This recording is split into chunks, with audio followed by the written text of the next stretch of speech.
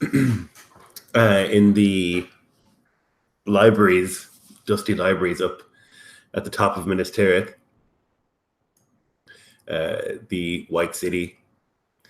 You sit, Arahel, and all around there are scholars and students who are bringing more books, finding like any mention of Gil-galad that they can find, and they're like piling them up around you. And you sit at like this fine, like heavy wooden desk with like a hot tea next to you, and the remains of breakfast.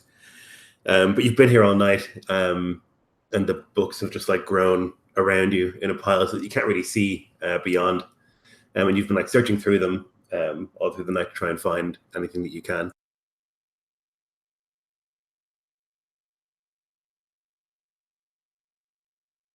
Each book that gets piled on, read through, finished, added back to the other pile, the finished pile. Arahil's brow would continue to furrow with each one. And like inside his like heart is just like sinking further and further with every word.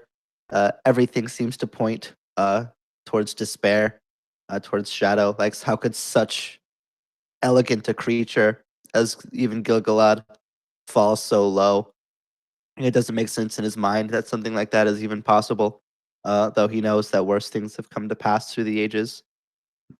And he's not sure if it's like his inherent elven grace or his aristocratic upbringing, but he like would not show this like deep sorrow that seems to be coming over him to anyone else. He would just continue to nod as people drop book after book off as he scours through all the various tomes, trying to like process what something like this could even mean and how they could even hope to fight such a great, in both senses of the word, being like Gil-galad. You find like a family line: Gil-galad, son of Orodreth, son of Angrod, son of Finarfin, son of Finwë. Gil-galad hails from the royal line of the Noldor, and it's the great grandnephew of Feanor, who did craft the brightest of gems. There's another section that explains that his name means star of bright light. And you find, after much searching, in the Battle of Mount Doom, 3341, the Second Age, Sauron the Deceiver did step forth from the iron fortress of Barad-dûr. Great slaughter he gave to those bright men and elves arrayed against his will.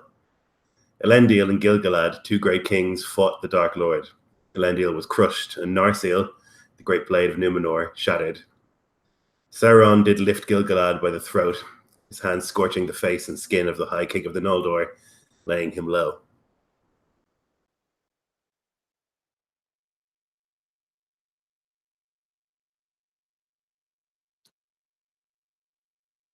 Yeah, as much as he struggles to believe it, that he doesn't want to believe it, given how much he's looked up to the elves towards that half of his ancestry for so long, for all their greatness, their beauty, their grace, all the marvelous things they've done, and the sentinels that they've been over this place, that is Middle Earth.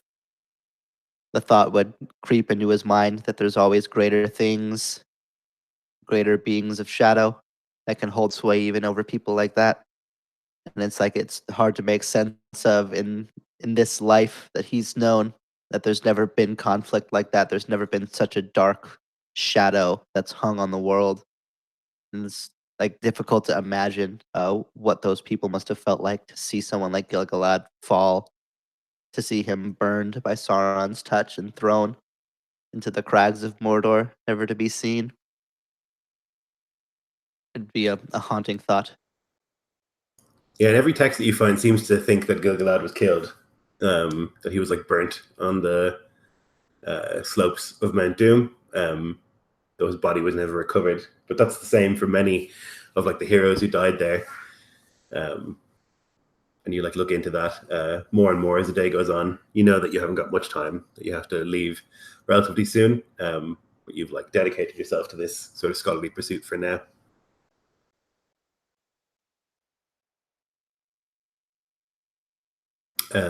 Grimthane, you're on the second level of Minas Tirith, so very near the bottom in this small ale sink. There's little to no merriment here compared to your home. There's no singing and no mirth. A lot of like grim-faced laborers drink sort of sullenly in groups while you sit on your own. There's these three other men that enter, young men. They have the sort of soldiers look about them, and one of them, as they come in, looks in your direction and points and says something to the other two, who sort of snicker, and then they all sit down. Yeah, the lack of mirth, which is usually present in his homeland, the singing and such, sits well enough with him at the moment in his state of sort of grief, with his shadow weighing over him, this realization that the world at large is not quite what it seemed to him. You know, he's been dealing with threats in his own lands, the Dunlendings, increasingly warlike in the west, you know, dealing with sheep thieves and such, and now he's ventured into that dark place of Mirkwood, and the wargs and the orcs and the spears and the burning body just constantly keep flashing through his mind. One of the men. So you go. Yeah, and so when the men come in and look at one point and they sort of snicker at him, he thinks to himself, I'm going to have to get used to this. Got a missing ear and a ruined nose, and he's not the man that he was when he left the mark.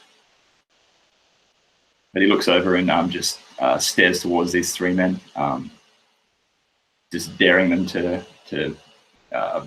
speak to him directly. They don't. They're not brave enough, it seems, but they do speak to him indirectly.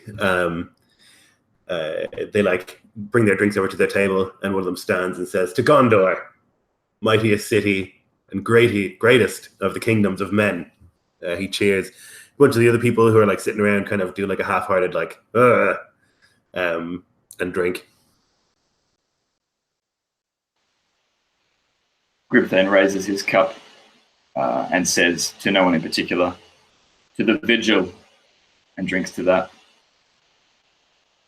Theomar, chief on his mind at the moment, the deeds and courage of that man, influencing him such already in their time together. The next one stands and he says, "To Gondor, alone among the kingdoms of men does Gondor stand in bravery, righteousness, and valor." And again, like the people around seem to be a little bit more enthusiastic about this like patriotism. And they raise their glasses and cheer and drink. And surprisingly to Grimthane himself even, he finds the words coming out of his mouth.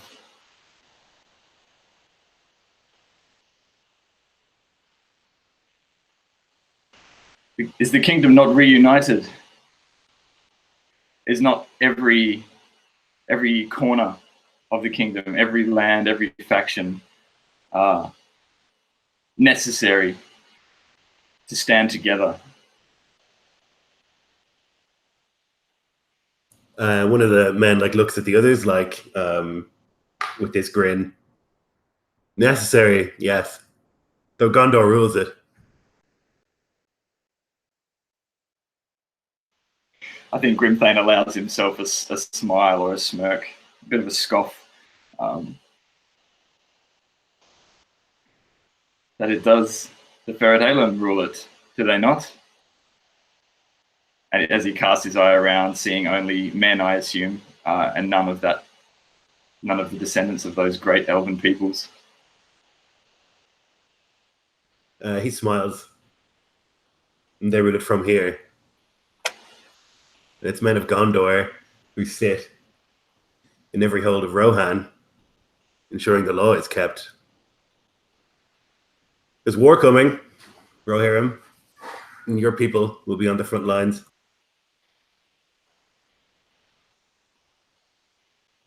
That they will, Gondorian, as they have in ages old.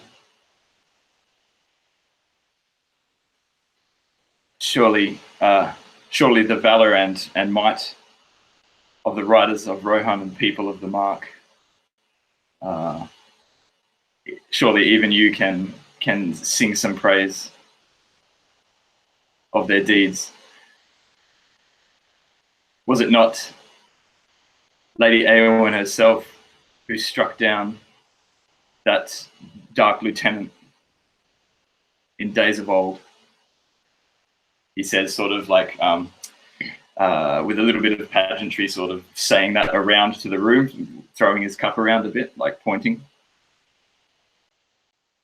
You can see some of the people like nodding, like that is well known. But one of the men says, myth. Stories that your people tell themselves. After they suffer defeat after defeat and broken rebellions, we here care about the reunited kingdom. We want everyone to be a part of it.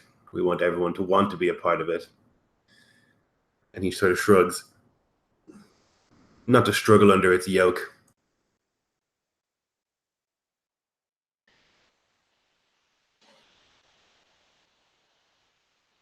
Any astute observer could see that Grimthane is struggling with some pretty roiling internal strife at this. And he just says matter-of-factly, this too is what I want.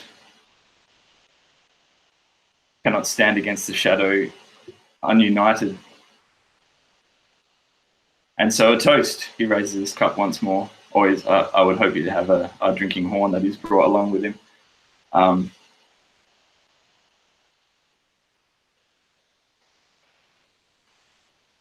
To the reunited kingdom, may it ever be united. And drinks. Yeah, the people definitely like agree and like drink to that. Though you can see like the three young men a little bit salty, and they kind of like look over their cups as they drink. Yep.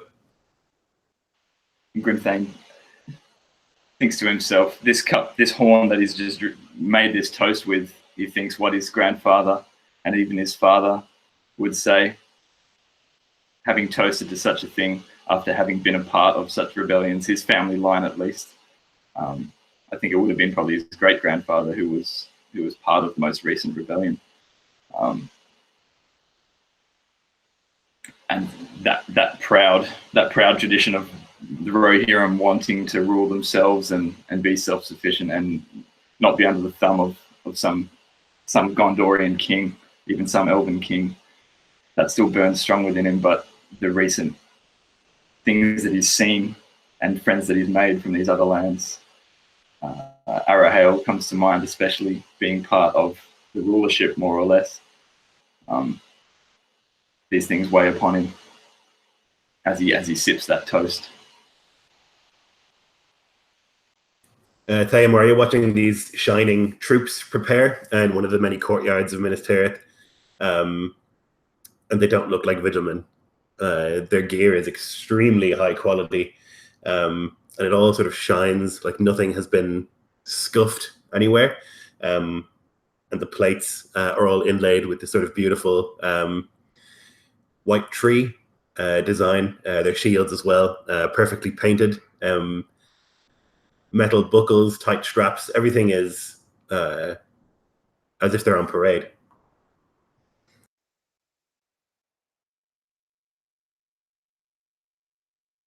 He probably like looks at them a bit too long, and one of them catches his eye, so he gives them a respectful like nod according to their station, but inwardly just thinks such ornamentation will give you away in the twilight, or carry you down, bear you down on the march, and attract the ire of like greedy goblins or like filthy orcs that could like see the shine of it and like take to that foe who sports such like ostentatious garb or like garments. So he just nods to them and like looks to his own and those close to him and keeps his lips tight. I mean, your own troops at home in Helagar don't dress like this. Much more subtle, much more sort of effective. But this is the army of the White City, and I think Tayamar would know as much as anyone that they're a symbol as much as they are an army. some knights come like riding down one of these cobblestone streets. There's maybe 30 or 40 of them, like riding in perfect unison. Each in this plate mail, and the horses sort of covered in this fine barding. You see that they all like carry a lance over their shoulder, and then a bunch of flowers in their left hand. As they like ride down, one of them will stop near you and look down. "You're Lord of the Vigil," they tell me. This man has like an aquiline face, and his jaw looks like it's been carved from a statue. "You fought the orc before. They say they're cowardly beasts, that they cannot stand against men properly girded and prepared for war. Is that so?" Not entirely, sir. No,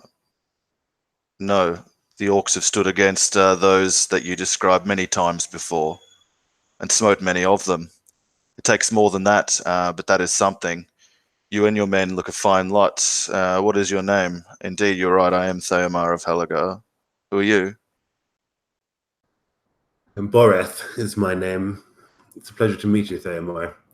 And he like looks up, and you can see like he's got that the wings in his helmet that notes him as like a captain of Gondor.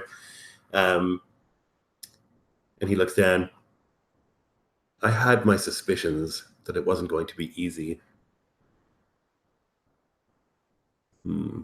Never been to the Vigil? You'll be coming with us, I assume.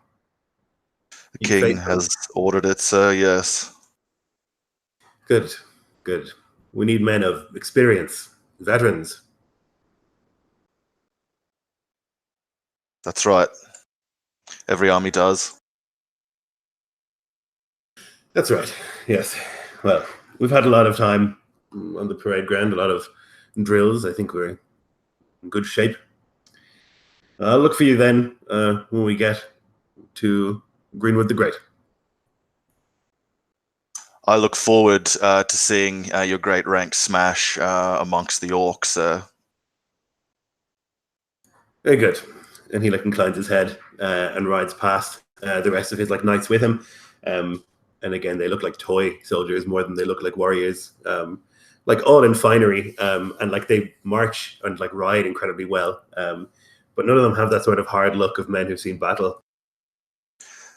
Yeah, I think for a flash, Theomar sees like the shops and stone houses as like rocky, ash-laden crags, and sees a filthy little snagger jump out from a rock and grab him by one of those wingtips and snap his neck in the saddle as he pulls him down from that horse, and then like blinks and like just sees like the as they all march past in their like synchronicity and gay panoply.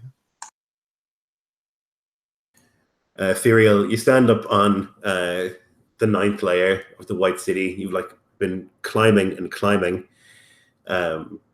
just exploring the place while you're here. It's your first time here in this White City, and it's really something. Even like a Numinas rebuilt does not compare to this grandeur.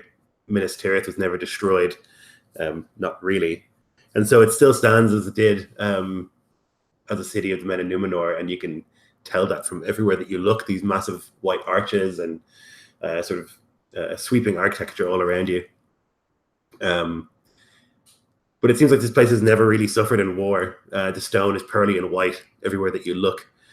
And you think about when you were a child in Numinas, the great city of Arnor, even then built as a fortress much more than this, which is a piece of art.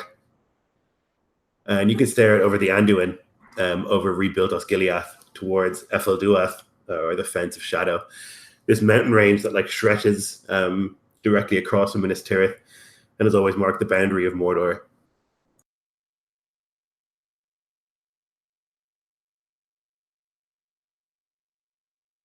Firiel is looking towards the place that was once Mordor. She cannot remember, after such a climb, what they call it now. But that is what it is. Theomar and Grimthane said as much, and she agrees. A place so marred by shadow can never truly be rid of it. She wonders now what dwells there, what grows there, to have such reach as to be affecting those orcs up so far north, up the river, across the plains, inside the forest. What power is there? What link is there? Viriel has learned to trust her instincts and to not give way to fear. But her instinct now tells her to be very afraid, and that to stand against whatever burned lord it is will be a task perhaps beyond them, but certainly one that they will have to rise to meet. As you kind of stare across, a little lost in your reverie, you hear this noise, this click, and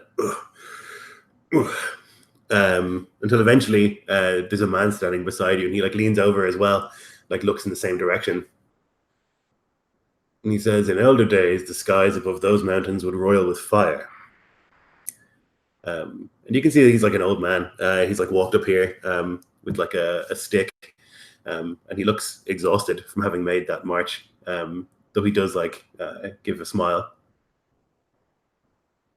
It is a good thing that they do not roil so now.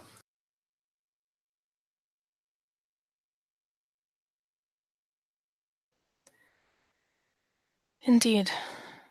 We would be worried then. Oh my, yes. A terrible thing to behold. Or so I've been told.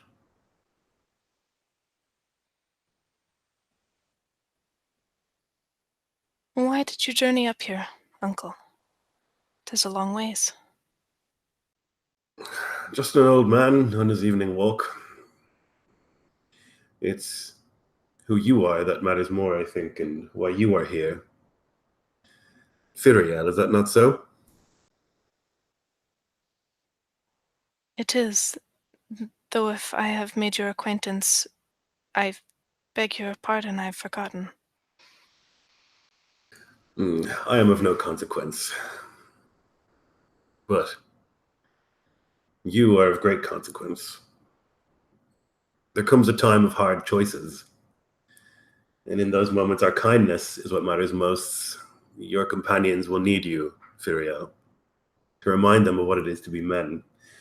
There's great trouble ahead, and in times of trouble, man is less a man than ever. You'll see those moments appear before you, and you will know what you must do. This task of great import I charge you with.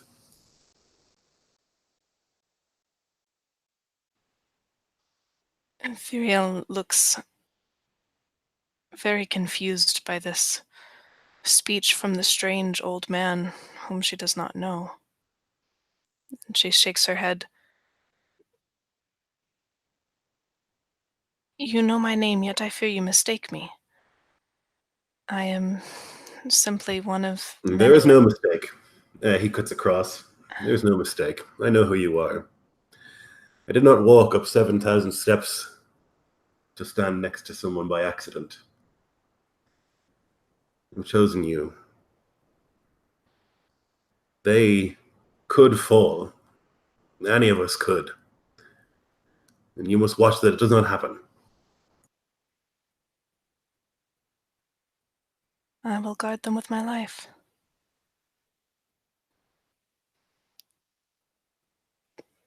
May I know your name, uncle? I have many.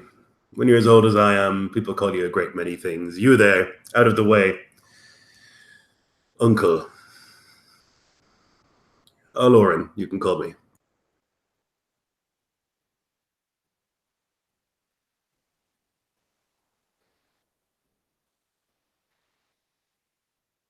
Thank you for your words, Aloran.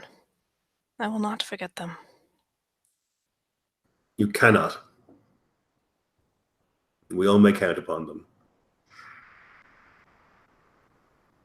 And he like smiles and then begins to like walk back down the steps. Firiel understands that there is some strange weight to these words, and she will stare out across the river and ponder them.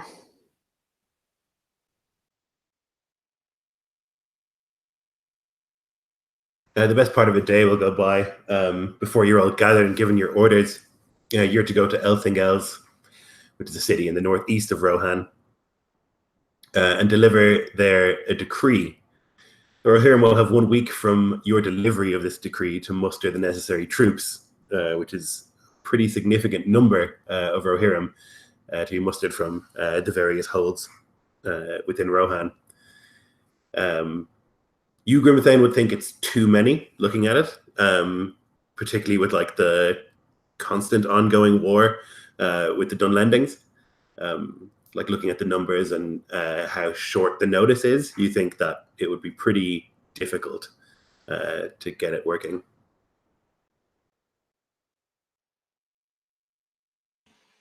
Yeah, and he thinks in his mind of how it might be possible. You know, if this is the king's demand, then so should it be met or attempted as best it can be.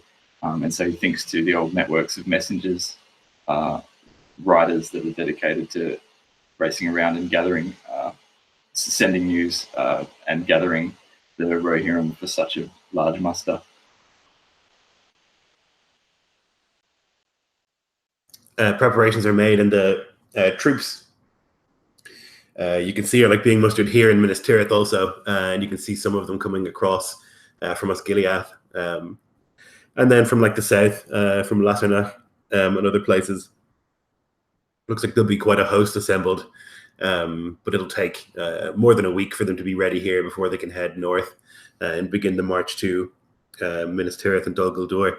So you're to go ahead to Elthingels and deliver this news so that the Rohirrim can be ready when the army gets there.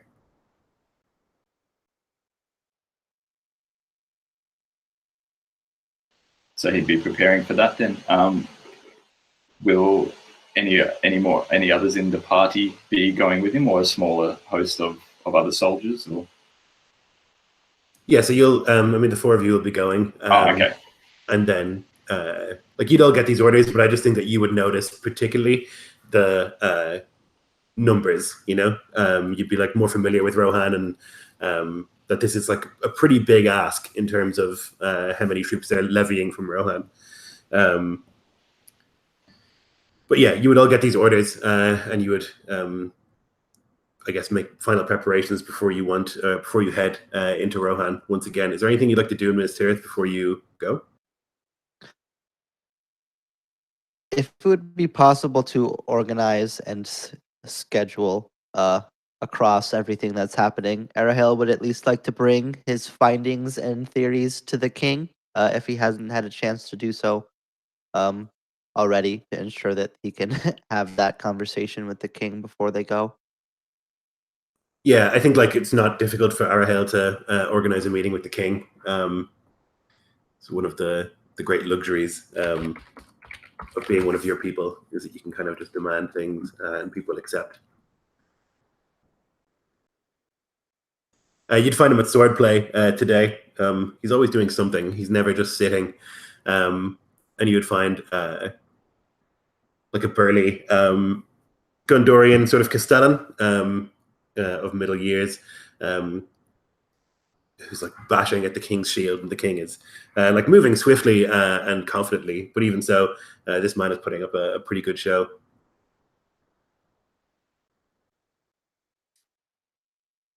Arahel would wait and watch with interest until like a pause in the sparring happened. Either someone was knocked down or stopped, by other means paused. And then once there was kind of a clear lull in the proceedings, he would look over to the king and say, "I apologize for the sudden visit, but I may have your attention for a moment." And kind of like glance over at the other man. Your full attention, if I may. He nods and gives a look to the older man, who like and like wipes some sweat from his brow and goes to drink some water. The king seems totally fine and not tired. He like wanders over, like places the sword down, and comes and sits next to you. I've spent the last days poring over the great library, through all the archives here.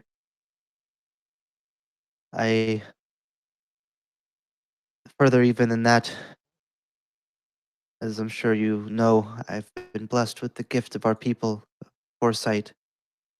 See things that were, are, that might be. I've seen something that weighs heavily, a fire that burns from within and haunts me, of what we might face.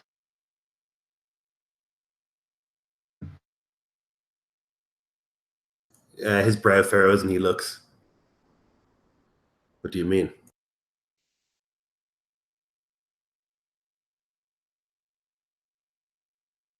There were stories long ago passed down through our people, back when the enemy still made his stand against men, against elves, against all good people of Middle-earth. Among them was a great king of the elves, of the Noldor.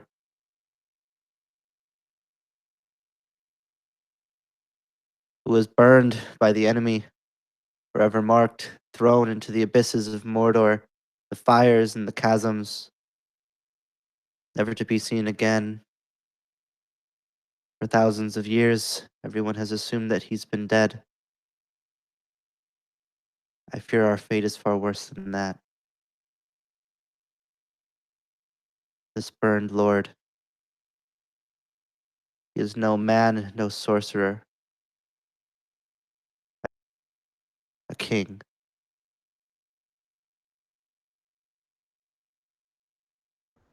He sort of sits back in his chair and like reaches for a cup of water and takes a drink. We are of the Noldor.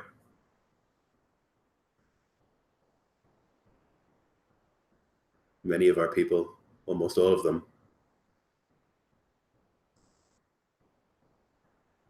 Sort of shakes his head softly. And you can see, like, and sense even that he's going through the same sort of like process that you went through. It's like, how can that be possible? That an elf would fall. It doesn't seem like it's even in the realm of possibility. I think Arahel would notice the kind of mirror image of himself just days before upon this realization. And he would just kind of nod and look down at the ground, finding it hard even to make eye contact despite his usual confidence. If it's true, I don't know how we will win this fight.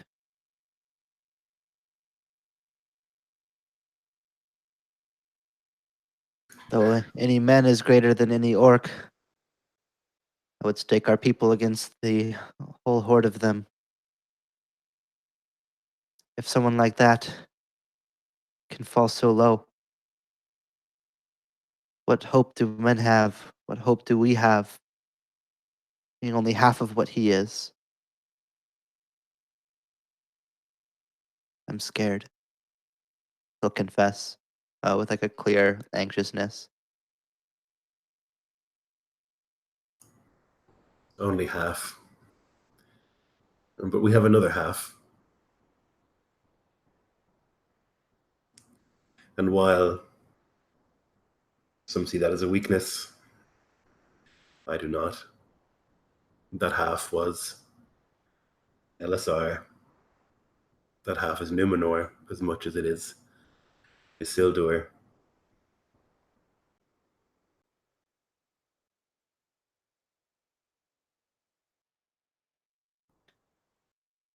Rahel will like think for a moment. He is the sort of person that the king has just spoken of, the person who looks at the human half and wonders what it could have been if only. But he'll ponder the words thoughtfully. There is power. Regardless, There's power and grandeur in the line of men, and heroism and valor and worthy things there.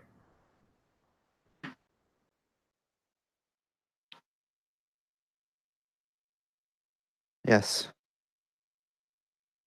For all the faults of man, we cannot take away their tenacity, survival at all costs, to stand with and for each other. Part of me wishes that I could go, to take to the seas, to leave this. But the other part of me knows that we cannot. We were put here for a purpose, by both halves of our ancestry, to stand vigil over the lands of men, to ensure. We do not know what will happen if we can hope to stand against someone like Gil-galad. Like shake his head, saying the name out loud for the first time, like it doesn't feel right to say it. But that is our burden. You have my full willingness to bear it. But I thought you should know. Maybe it's like coincidence, but like the sunlight that shines through the very, very tall stained glass windows sort of darkens for a second when you say the name out loud. And the king sort of shakes his head. You have to go with them. And they'll need you.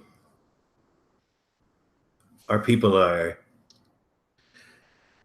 many things, but we're a symbol, most of all, to men. And even if we are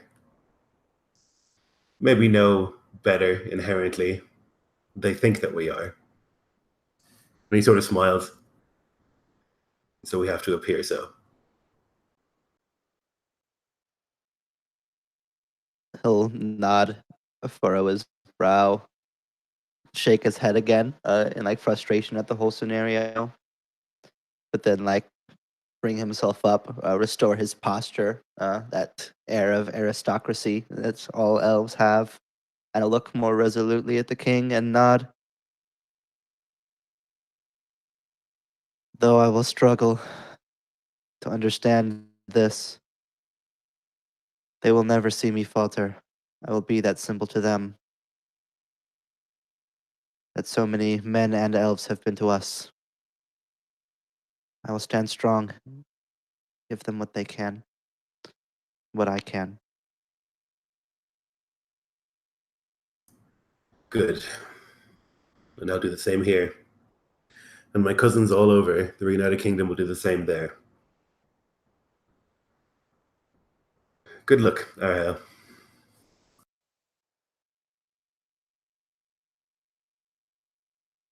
Rahel will just nod and stand up and to turn away.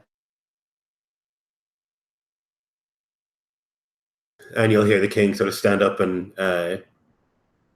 put on this like boisterous voice. All right, back to it. And he'll like pick up the sword and like you'll see him like throw it up in the air and it'll flip over twice and he'll grab by the hilt and walk towards the man again.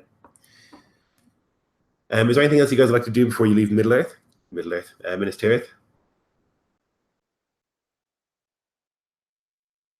Grimthane would be a little bit obsessed, I think, with this wax seal that he found from Evorial's possessions, and specifically the fact that there's a horse, seems to be the horse of Rohan, amidst a tree and a leaf in the heraldry there. And so I think he would be maybe doing his own little bit of research or asking around just to try and figure that out and see if she did actually have some Rohirrim heritage, because that would matter to him. Yeah, I think that you could like make your way to one of the universities and like find information about Evorial. But Taylor knows better than I do. Yeah, you would find the family line, and it's largely Gondorian at this point. But however many generations ago, a grandfather was the son of Eowyn and Faramir.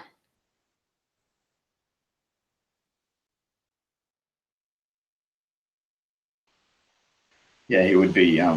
It'd be a bit of a revelation to him, I think, and suddenly the likeness that he saw in her to that of his sister, who he lost years ago, sort of makes a bit more sense.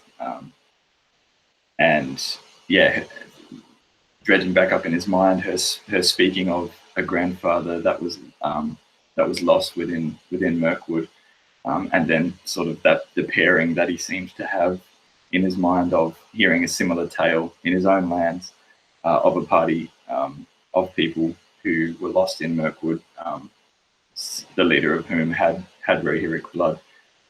So he's just sort of playing these things over in his mind, and I think the grief doubles down within him as he realizes that she was his kin, at least partly, and more so even a descendant of Lady Eowyn. So yeah, just wanted to have that sort of realization, and he'll be playing that over in his mind on the journey into Rohan. Yeah.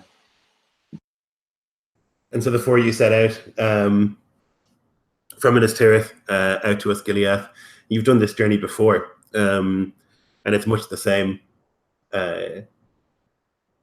Maybe you'll see a little bit more. Maybe you're more aware of it now, Grimthane, of like people when they look in the direction of your party, that some of them will like particularly look in your direction, and maybe there's more like snickers, or like whispers, or maybe you're just like more acutely aware of it after the incident in the tavern. And again, like you'll see children like running after your horses, or like pretending to have like fights as you go by. And many of them will like look sort of stupidly up at Arahel and like touch their own ears and like try and figure out like what that is, in the way that like kids do, that is both disarming and probably a little bit freaky if you're Arahel and you're not around them often. Yeah, and you'll journey uneventfully through the safe lands of Gondor and up into Rohan towards the city of Elfingels. This is the eastern capital of Rohan now.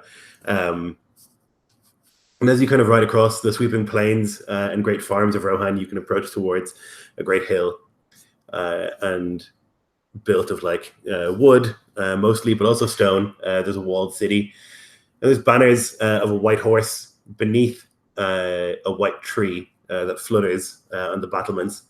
And even from here, you can hear like the hustle and bustle of a busy place, hawkers calling in markets and things like that. As I say, this is the eastern capital of Rohan. This is where the Moot meets the many like great lords of Rohan who discuss important events. It's also home to the Lord Protector, who is a Gondorian lord who has like executive power in Rohan and sits in on all meetings of the Moot, and kind of acts like a viceroy here, or a governor of some kind. So this is what you would see as you approach. I think notably, maybe if you haven't been to a Rohirrim city before, that banner would probably stick out to you. It's very deliberately designed that the horse is beneath the tree. And I think like where you're from, Grimthane, they don't often flutter that kind of banner. They just choose the horse instead.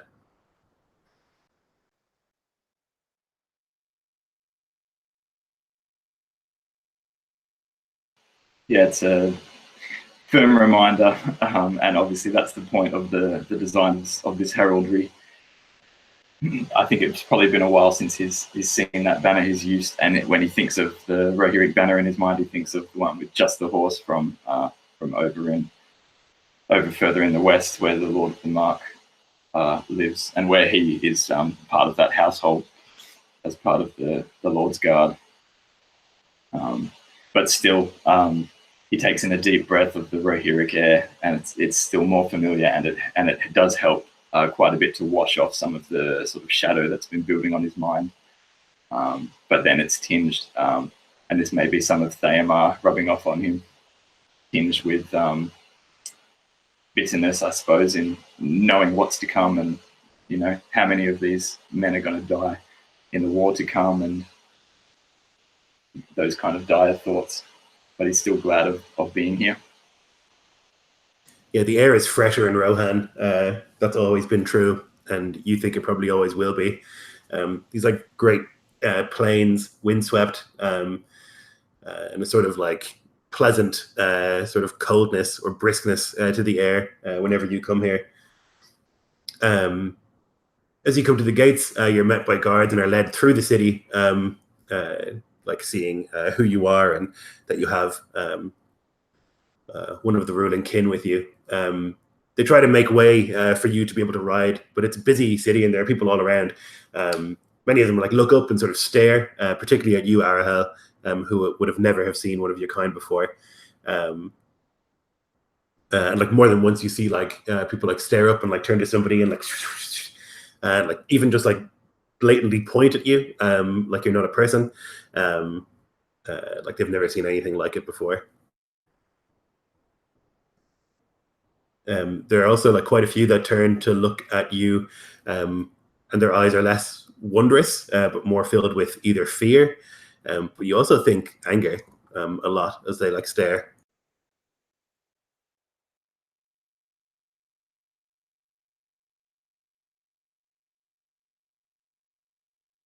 Arahel would have to fight consciously to like not shirk in like embarrassment or curiosity at these people. They're like touching at their ears, and he wants to like mirror that and like almost like to hide this like clear and obvious symbol that would show him as what he is. But he knows that he cannot do that, that he must remain the tall and proud symbol of his people that he's been designated as. And he will like sit with his like eerie stillness, like his eyes almost don't even seem to move from place to place, like locked eternally forward, but still somehow seeing and making contact with people of importance who would pass by. There is a strange feeling to this place. It's not the sort of like pastoral joy that you had felt before when you were in Rohan. You stayed with that family in the wold. Like this is different, and there's something like the small farmsteads and stuff that you maybe will be more used to. Grimthane, there's a different feeling there, but here, like in the city, there's a definite sort of something simmering. You can feel it. All of you could. And as you like round a corner, you can see someone has scrawled "No more" in like paint on the side of a building, and you can see that there are 3 disgruntled guards there, like trying to like brush it off and like scratch it off, while 3 other guards like stand facing a crowd. They're not like shouting or throwing anything, but there are like a number of people standing around watching this. Yeah, that's what you would see.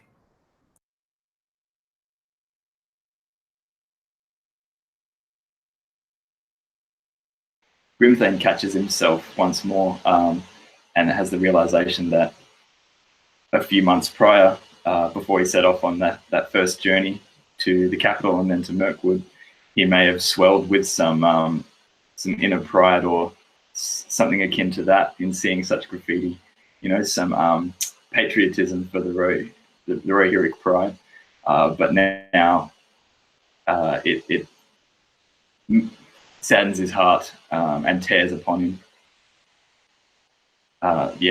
He knows that not being united spells doom for the peoples of Middle-earth, including everyone he's ever known in his homeland, This kind of like display is definitely not common in the Vigil, where like it's just necessary for everyone to work for a singular purpose to just like survive. And so like I think this would be maybe not shocking, but like unusual to you, Thaimar, and I think to Arahel as well. Like the idea of seeing like, open revolt, maybe is what it looks like to you. Probably would be odd.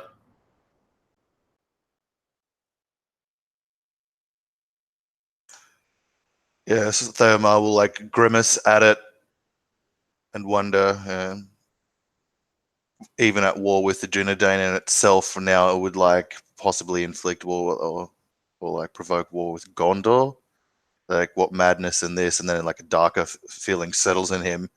Like he'd spoken with Arahel on the road south out of Mirkwood about like these coincidences. Oh no, it was Furiel actually who mentioned it. But either way, that conversation comes to mind, and like, is this another one of those things like that perhaps is being orchestrated by some other hand? This like conflict and paranoia maybe at it, like looking for like what may be at work with this. What hand is like turning Rohan against itself and the Dunedain and Gondor? Like it surely cannot end well. Or so he thinks as he like rides past it.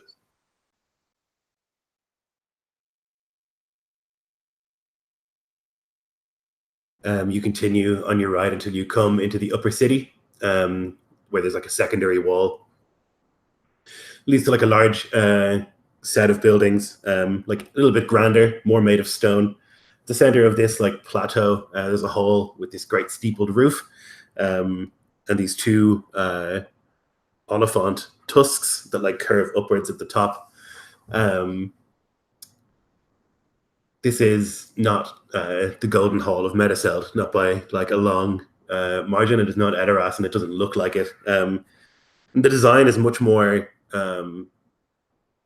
stout and efficient, much less decoration than you would expect for like a place of power.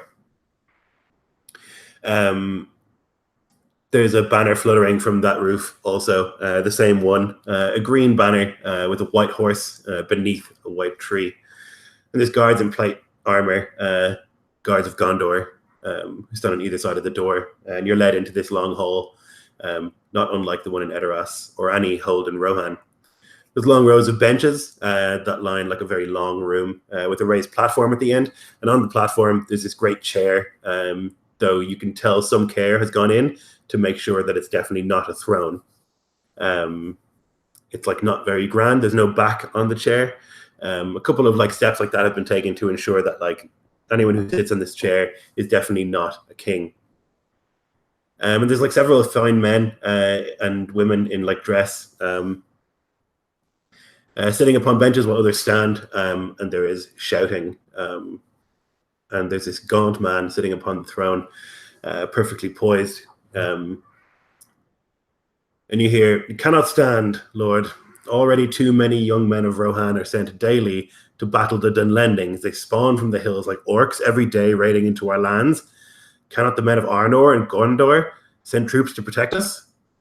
And there's like a from like a bunch of the men sitting around. And this like pale, gaunt man, definitely a man of Gondor, like looks in their direction, but doesn't speak. This is the Lord Protector, and you would know, I think Grimthane, you would know who that is. Where is he? This guy. You know my reputation. He's like been Lord Protector in this part of Rohan for a long time. Berion II is his name. And, you know, he's very good at keeping things under control. Or like that's the reputation that he has. A woman stands up and she says, "Is that not the purpose of a protectorate, to protect its client states? I wonder if the people of Dol Amroth have such worries, or the men of Lasarnak. I think not. And only for the Gondor that runs in their blood. Have we not given our blood for Gondor?"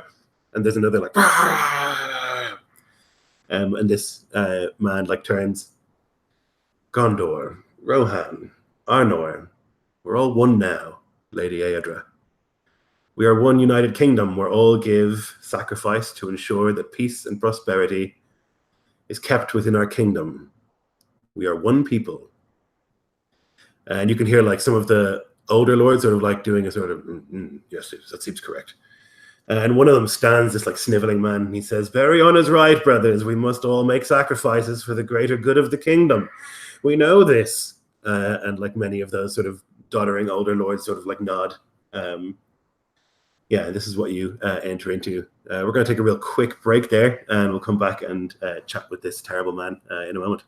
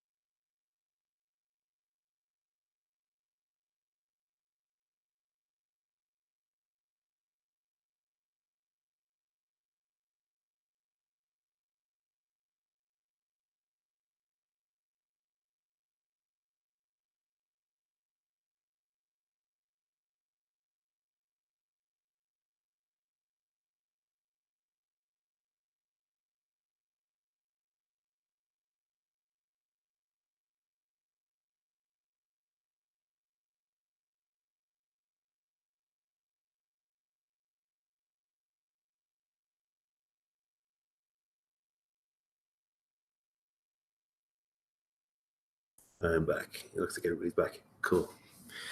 I watched the Ride of the Rohirrim on the way into work today and wept on the Lewis. So that's the tram. That's the kind of human I am. Can't watch that scene without losing my mind. Those movies have several such scenes for me. Just so good.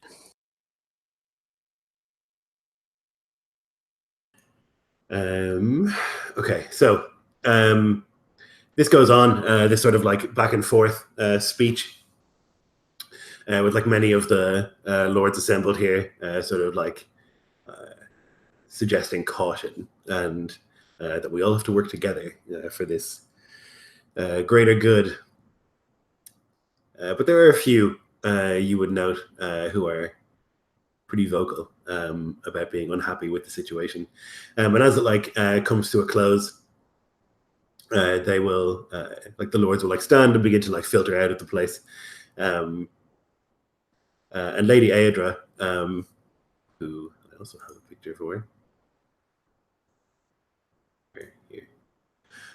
She'll like walk towards you, your group, and she'll like look and sort of squint at you, Grimthane. I know you.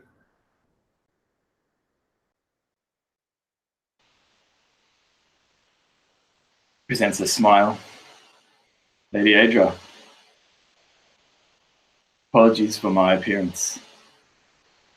It is I, Grimthane, son of Grandin, of the Lord's own guard. Grimthane. Son of Grandin. That's the spear. Ogdar, is it not? It was used to break the ranks of Dengwar, the Dower. I've heard stories of it. His smile broadens.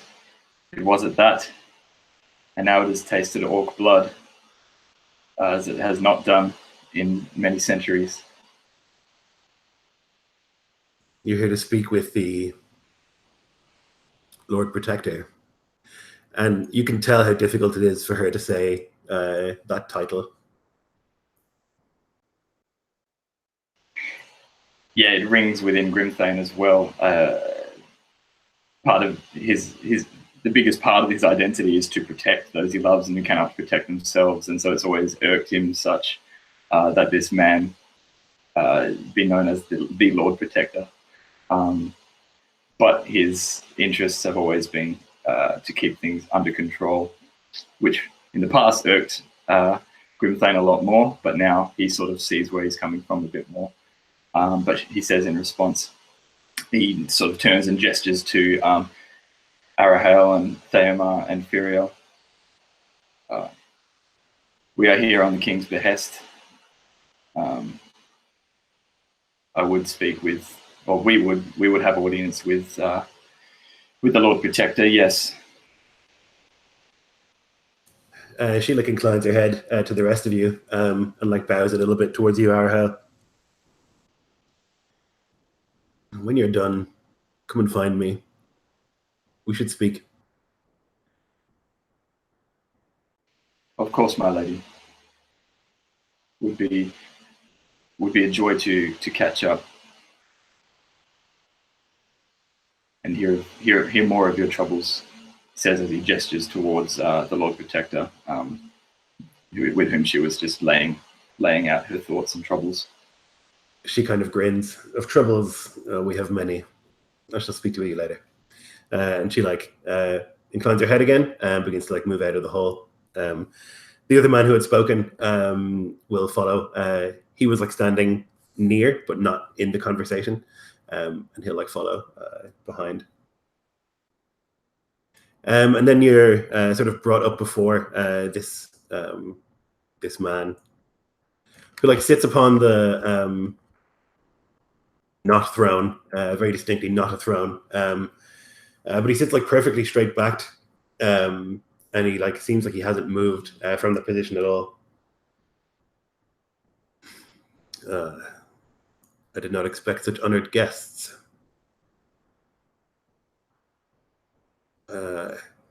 Here in Elfingels. Late is the hour of your arrival, and I sense that ill wind brings ill news.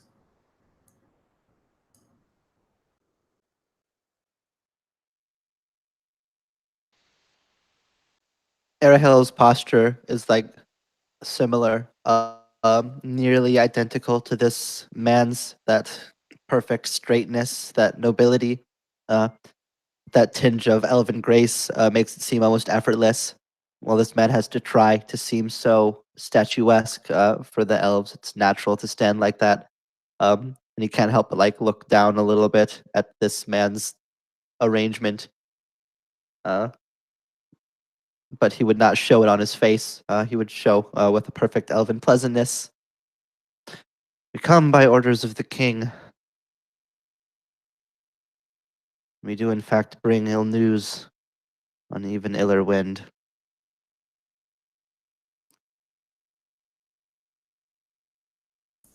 He'll like nod over to sorry, go ahead.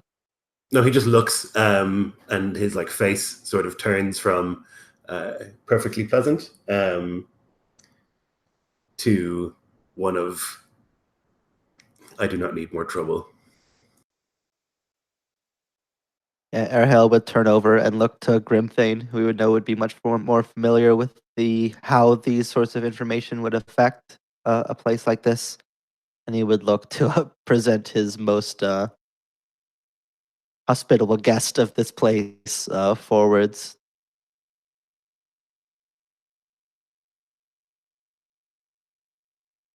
Grimthane would step forward and place his hand, a fist on his chest in a customary bow to this Lord Protector. I'm afraid, Lord, that Lord Arahel here speaks true. It is ill news indeed, blowing in on ill winds from many corners of the world. But the wind as it blows through Rohan, and because the other lords and ladies are still in earshot and sort of still assembled here, from what I understand. So he sort of leans in, and rather than announcing this part, he says it as best he can just to the Lord Protector.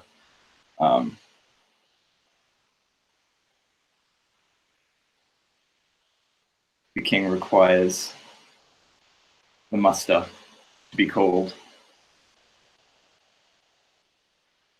for marching. Yeah, he takes a breath and then like looks at you. A muster. And his like composure cracks a little bit, and he like puts a hand to his forehead for a second.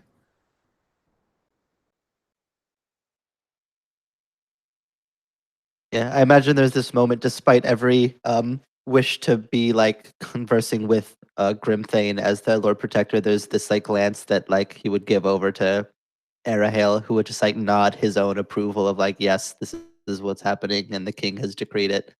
And I'm just acting as that confirmation that this dark news is in fact real. Well, I see. That may be difficult, though as a loyal servant of the throne, I shall see it done. Quarters shall be arranged for you here. And he begins to like list off a bunch of sort of like logistical information for where you can stay and that kind of thing while you're here.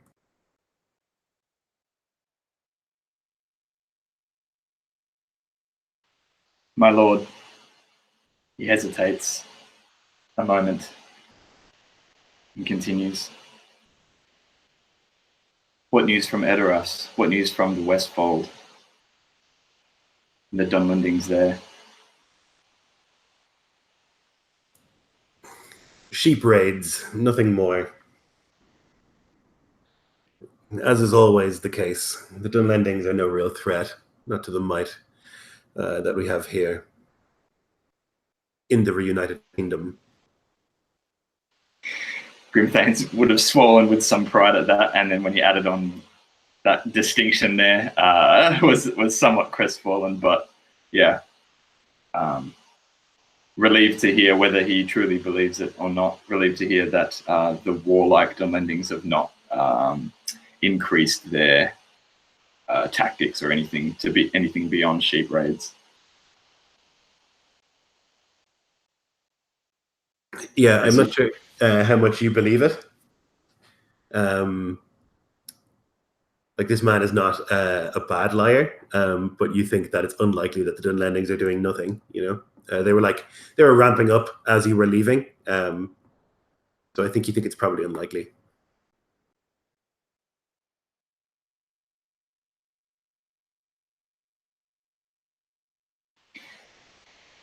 And what word from Lord Theohelm? How fares he? He is well. All is well in Edoras. Can I roll an insight on that? Sure. 17. Yeah, I mean, all is not well in Edoras. That's definitely clear. And I think that, faced with such high status people, this man's composure, usually so clean and clear and under control, maybe has cracked a little bit. You get the impression that not everything is well in Edoras.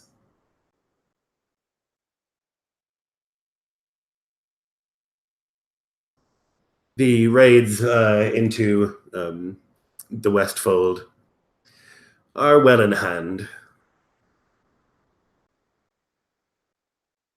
Your own lords and ladies grumble with discontent, my lords. That seems to be the contrary to what they say. There is a rebellious spirit in the Rohirrim that leads them to speak before they think. They are filled with feeling, overflowing with it. Makes them likely to say things they do not really mean. That the Dunlendings are not coming down in greater number as orcs? We have unconfirmed reports. We cannot be certain of exact numbers. The Dunlendings are not a threat. They are savages with stone weapons. Then why have you not conquered them in your time as Lord Protector? My duty is to protect Rohan and to keep order here, not to wage war on behalf of the king. That is the king's duty, not mine.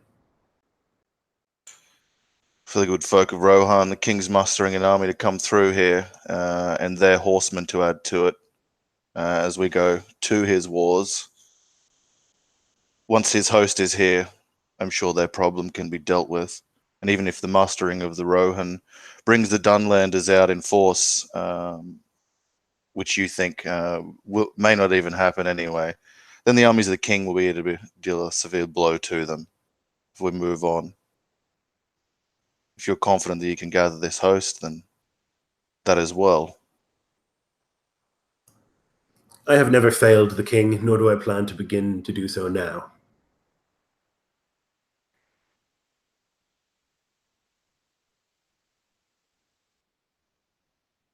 And that is not a lie. You can tell that he is extremely confident in that ability. Forgive me if I speak out of turn, Lord Protector. You say these Dunlendings are not a threat, and in truth I have very little experience with them. But an arrow is not a threat, unless it is launched from a bowstring of a capable archer.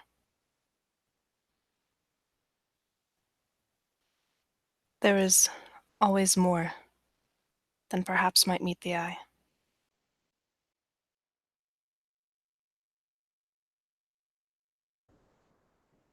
And you think some power guides them, moves them. No doubt there's chieftains amongst the Dunlandings hills that lead their people. It has ever been thus, and never have they made any meaningful attacks. They're cowards. They don't strike against force. They're not a threat, he says again. I do not mean to cause undue alarm, but this muster that the king calls for, the troops that he sends, this is no mere military exercise. This is not to quell rebellion, to fight savages. Darker things work on the horizon. Creatures that have not surfaced in some time act boldly again. Orcs, other dark things. Every fight that we have now, from today ever onwards, should be treated with the most severity. We cannot be sure that these savage men that come are not part of greater orchestration. We have seen such things come to light in other places now. We must be wary of all. They are a threat. You know it. I know it. The people know it. And the king shall We must know of treat it. it with importance. I mean no disrespect, Lord, but you have spent nearly an hour in Rohan. It is a complicated place with many issues to think of. There is a great deal of malcontent here. These people are... He looks at Grimthane and then decides to just say what he wants to say anyway. Emotional.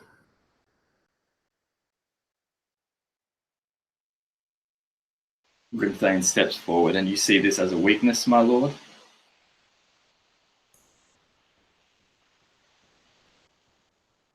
He hesitates. Can emotion not drive folks to do great deeds? And also terrible ones. To rise up against their rightful king. To cause havoc in the streets. To refuse orders. Emotion is all well and good, but when you have to govern the people, it is your enemy.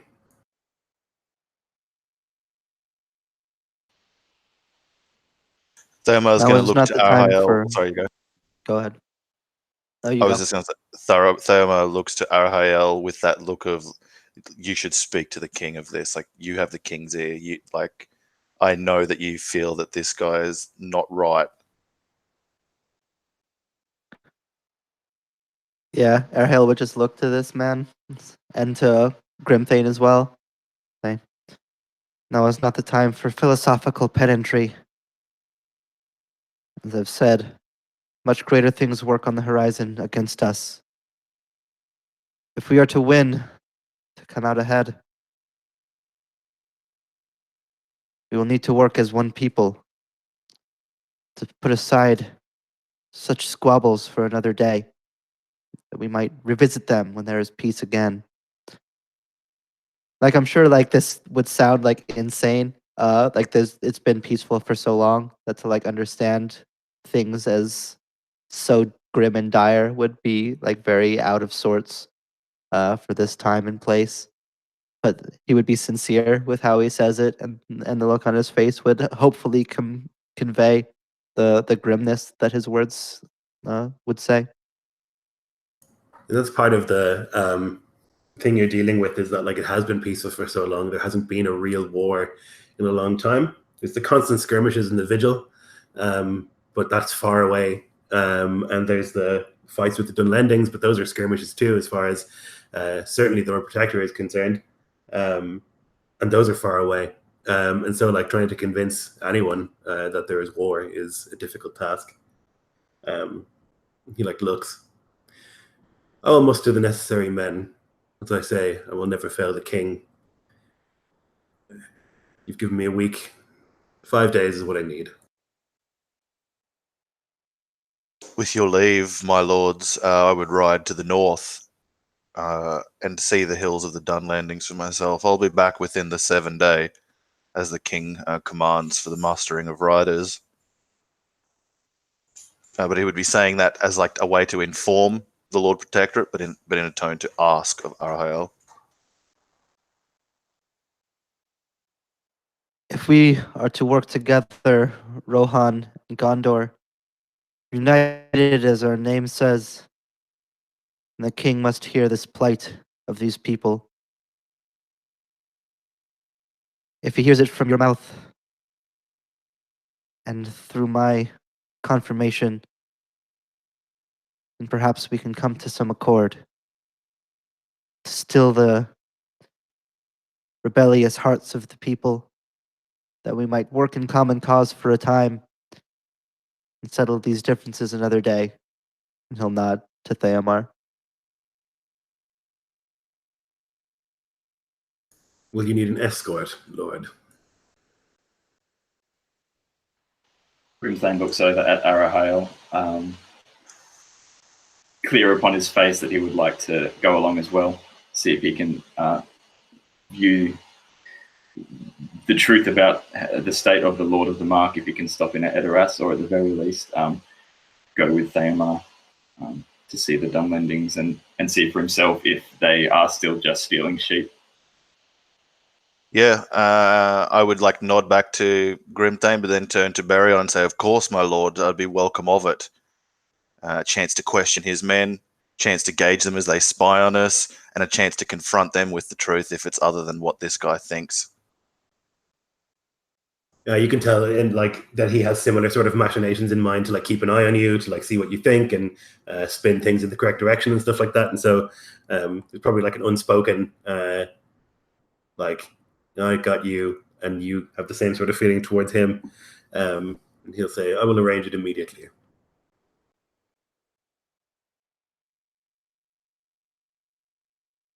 Good. Arahel will like nod in confirmation. If there is nothing else. Again, forgive me if I am out of place, Lord Protector. I know little of Rohirrim, except what I have learned from Grimthane. However, I have learned much of camaraderie and of motivating people whom you wish to fight with, to serve with, and to trust. You speak of the Rohirrim as emotional. To complete such a muster within a 5-day, within a 7-day, might I suggest that you appeal to that emotion?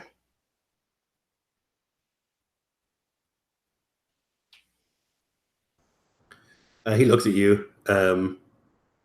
He wasn't expecting that. I have no need to appeal to their emotions. They are subjects of the king, and they will do as commanded. And he sort of like almost shrugs, like, obviously. And it's clear from that then, like, this is how he does things. Certainly, they will follow commands. But would they be half so willing, half so eager, as if you had implored them, as if you had gained their trust and told them what they might fight for, what they might protect?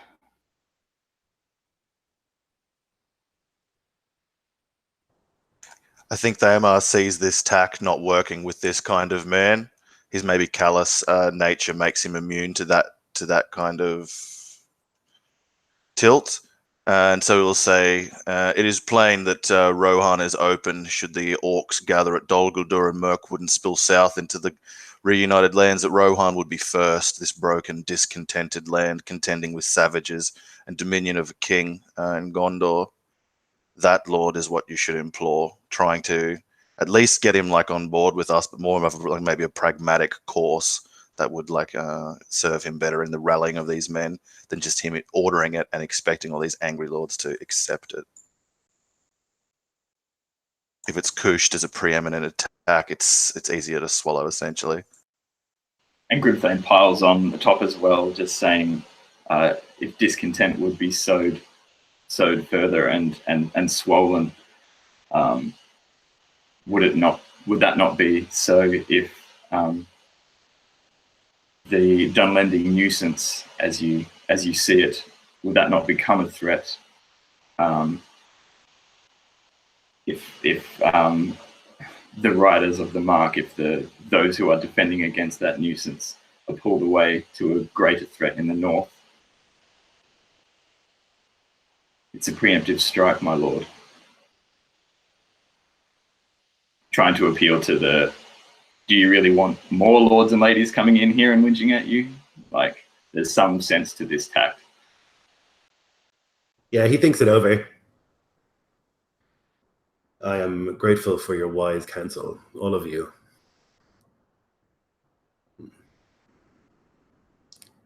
Perhaps it's wise to appeal to their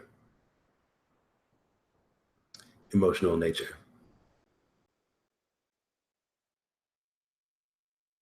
Grimthane's back straightens, but then he sees once more that banner with the tree standing above the horse. And again, just has this twang internally of bitter sweetness.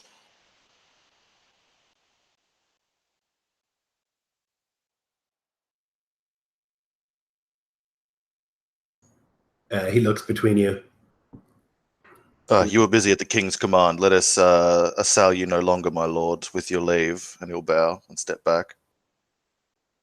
I'm grateful for your counsel and for your messages.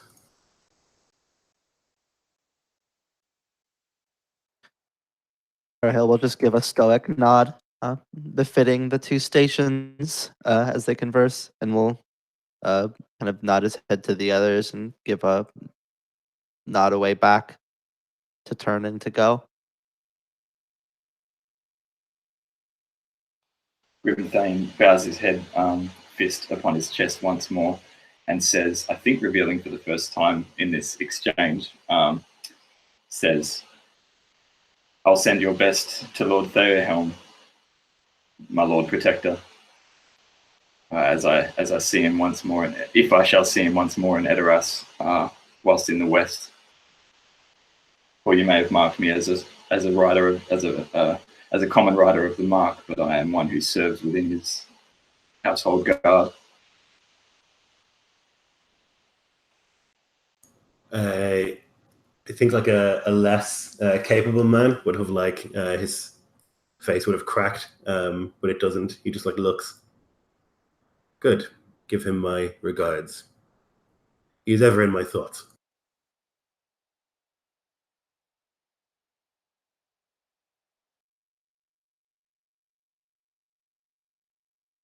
And so you leave the hall out into the sort of brisk air of Rohan again, and you can see below you the city sort of spread, many wooden houses and hovels pressed together, and a great deal of smoke in the air from fires, cook fires, smithing fires, all sorts of things, and always the smell of horse here in Rohan.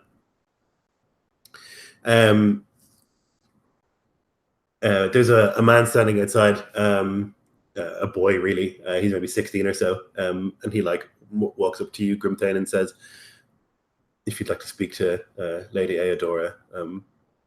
He points at a particular house that has a green banner with just the horse. You can find her there, Lord. And he inclines his head and goes. Grimthane nods to the boy and walks straight over to the house. I think he would. I'm just trying to think whether he would actively invite the other three along, and I think he would gesture for them to follow, if they so wish.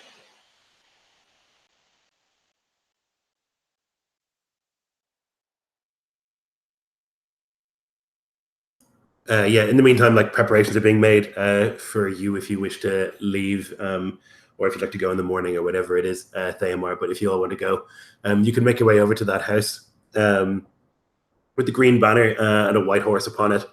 And as the door opens, there's a very, very large man, head to toe in chain, and he looks at you, and he notes Arahale, and he says something, closes the door and says something, and then opens it a moment later, and then just inclines his head.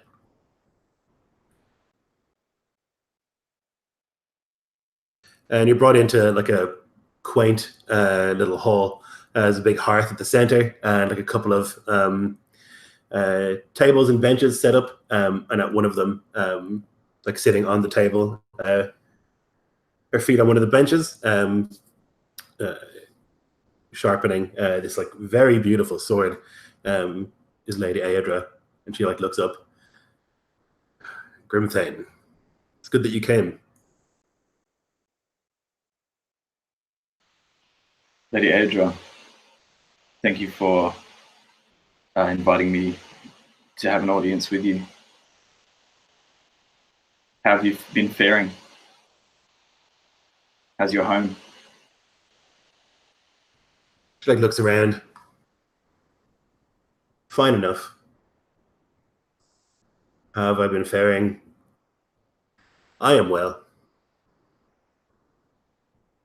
But Rohan is not. She like looks to you for a second. These people, I can speak freely in front of them. We will. Erhel will just nod wordlessly. And Furiel as well. Even at that, she looks at you, Grimthane, and the question is clear. Like, can I say the things that I want to say to you in front of these people? I think he smiles at the response of his comrades here, and knows the nature of the things that she is likely to want to speak of, especially knowing her from his past and seeing the banner with just the horse. That's a pretty clear statement, at least to him. And so he would say,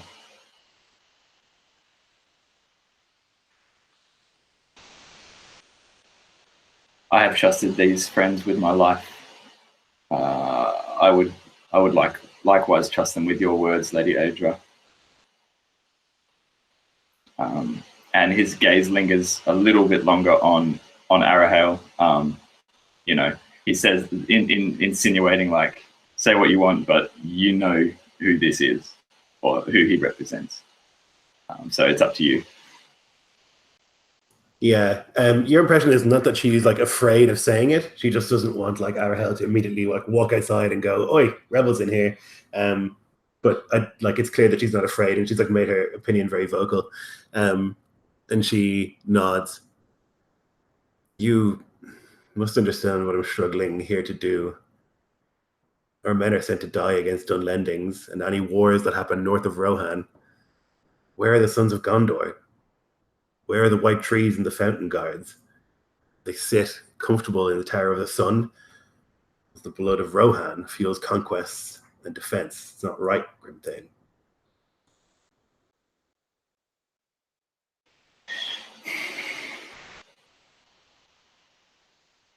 He looks at his spear of Gar, which has now had orc blood upon it, something that he would not have expected he would be doing in his lifetime. The orc threat has been gone, all but gone for centuries in his mind until now. And he looks at Thamar and he says to Lady Aedra, what know you of the Vigil lands, my lady? Little. I've never been. I hear they suffer a similar circumstance to our own. That they do, and likewise they find themselves stretched. The enemy they fight may be different to our own. But they were never a kingdom, Grimthane. They were never their own people, their own culture, their own language. They were none of these things. They are Gondorian.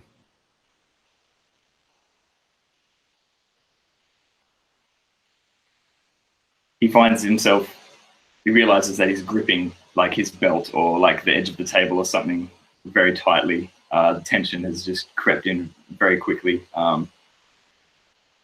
from the inner conflict of his changing views upon this, as well as being uncertain as to how Thamar may react.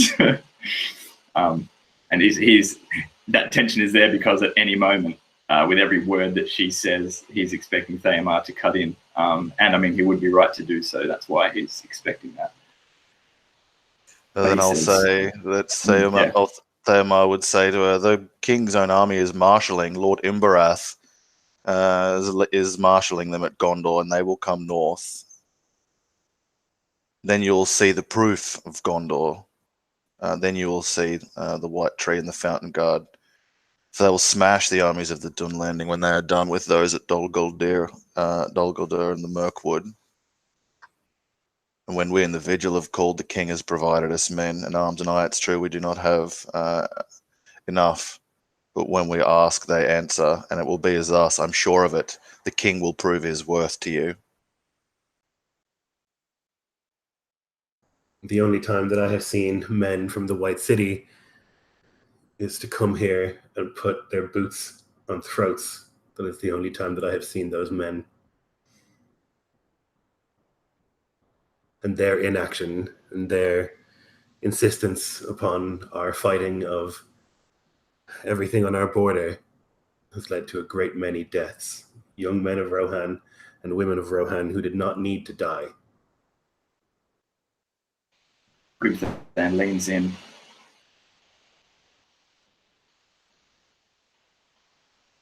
You knew of my sister. You knew of Aelane, shield maiden who was taken from us by the savagery of the Dunlandings as you speak.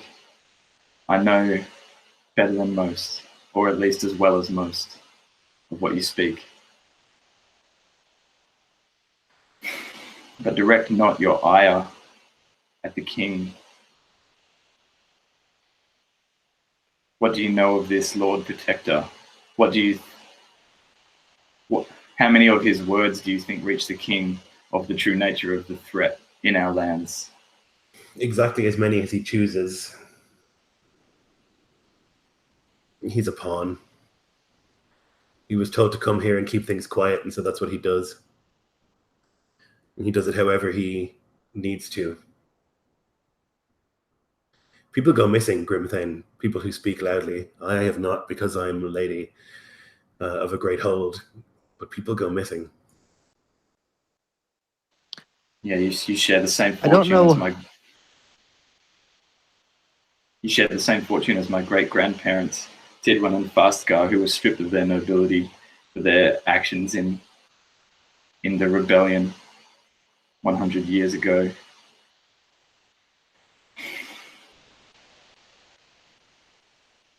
But as you say, I was not aware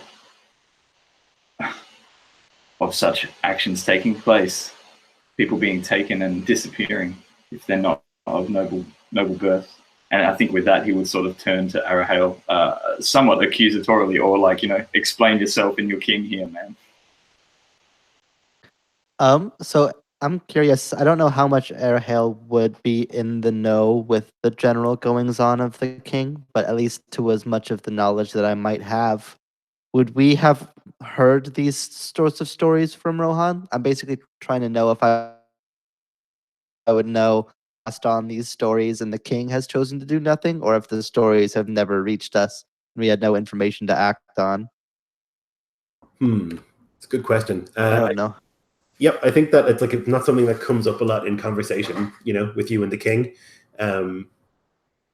I think you would always hear stories of Rohan as rebellious. That's now a defining feature of Rohan.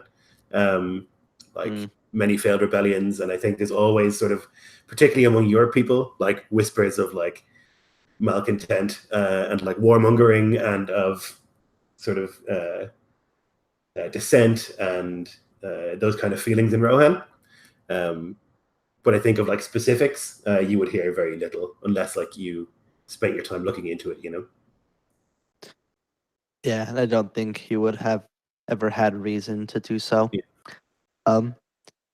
Arahale would be somewhat visibly troubled by the words, and especially more so than anything by the look of accusation by Grimthane.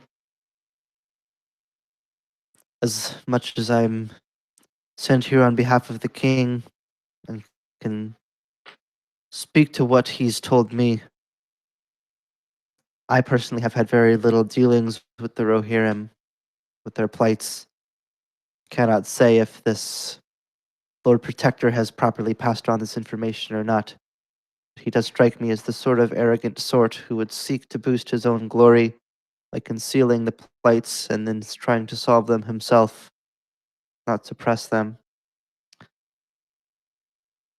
I will speak with the king when I can to see what accord might be had between the king himself and the Rohirrim.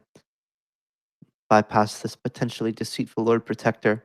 He will replace him with another that is identical. She like shakes her head. They're all like this.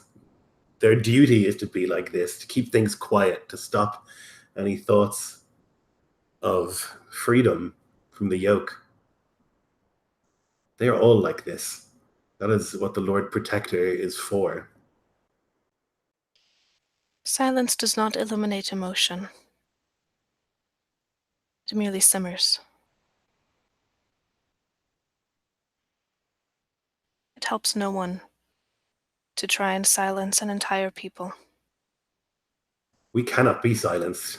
And you can see that she's like gripping the hilt of the sword like pretty tightly. And that she's like trying pretty hard to like suppress her emotions.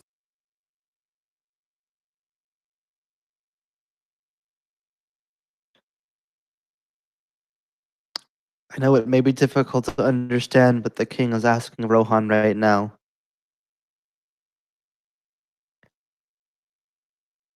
But I assure you, and he's like not sure like how much secrecy that he can hold versus how much he can give away, and like even maybe be clear on his face that he doesn't know like how much to divulge. This time when the king marches to Rohan, it is not like other times. Do not hear come to stamp down on Rohan, but to ask earnestly and needfully for help. A darkness has sprouted up that has not been seen in some time, that seeks to threaten not just Gondor, but Rohan, all men. If we can come together just for this one purpose, I assure you that I personally and anyone that I can trust will muster on Rohan's behalf to the king himself, whose ear that I have. You would notice, Arahale, with your perception, Grimthane visibly grit his teeth with closed mouth when you say that the king is coming to ask in earnest for Rohan's forces, especially when the Lord Protector himself just then said that it's a command and they will do what they're commanded, otherwise they will be quelled. But then by the time you finish that thought and sign it off, so to say, with a point of action, you know that you'll take something to the king and try and state Rohan's case or state Lady Edra's case to him. By the end, he's sort of unclenched his jaw and nods along in agreement. You pick up on exactly. Yeah, and I think it would be clear. There you go. I think it'd be clear to you, Grimthane, and potentially even to Lady Adra, that perhaps this is some naivety showing in Arahale's case, that he may even earnestly believe that this is what's happening, and that he's not aware of the oppression that Rohan has suffered, and that like he truly does believe that the king is coming to ask for help, and that some good may come of it, some peace may come to Rohan as a result. That he's not trying to deceive or to manipulate. If anything, he's just naive. So he does seem to be genuine. Your king does not ask. He never asks. In elder days, when Rohan and Gondor were both kingdoms, then they would light beacons and a question would be asked. Now it is a statement, a command, a demand. There's no choice for Rohan. Our sons and our daughters, our brothers and sisters are going to go to this battle and die. Then they must If choose there how was they a- go. There is always some choice left for you, lady.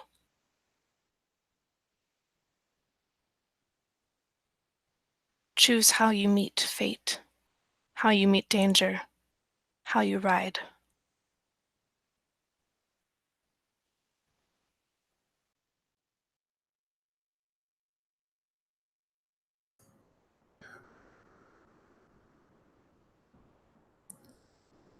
It's the lack of fate, of destiny. It's taken from us, from our people. Even the banner, she like points out the window. Everything designed to remind us that we are not equal citizens in this reunited kingdom. It cannot stand.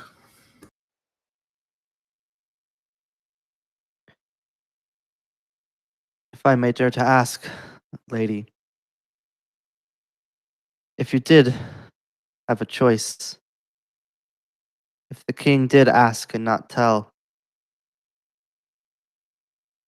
he pleaded that Gondor and even more all the people of Middle-earth might fall to this force, and that Rohan could choose to aid or to not, to watch us die, or to help, to ride. And it was your choice. What would you choose? Rohan would be first at the battlefield. That has always been our way.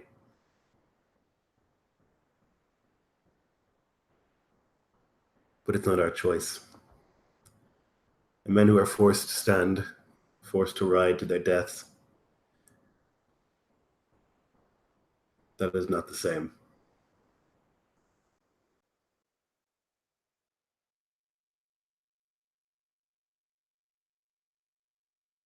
And if the contribution of Gondor and of Arnor and of the Vigil and of all of the myriad kingdoms within this reunited kingdom shared equally, certainly my enthusiasm would increase. But it is never thus. Always Rohan pays more.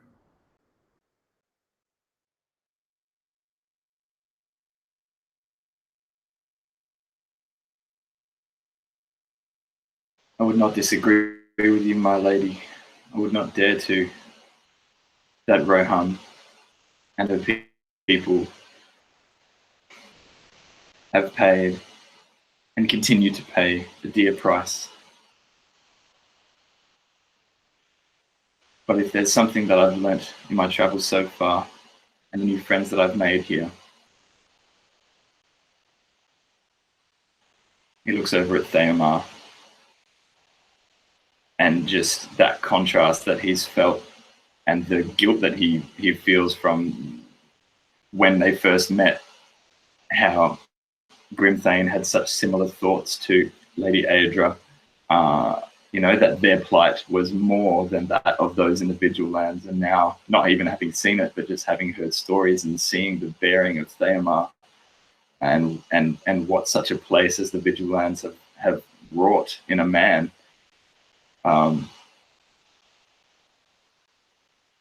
He says this comparison, yeah.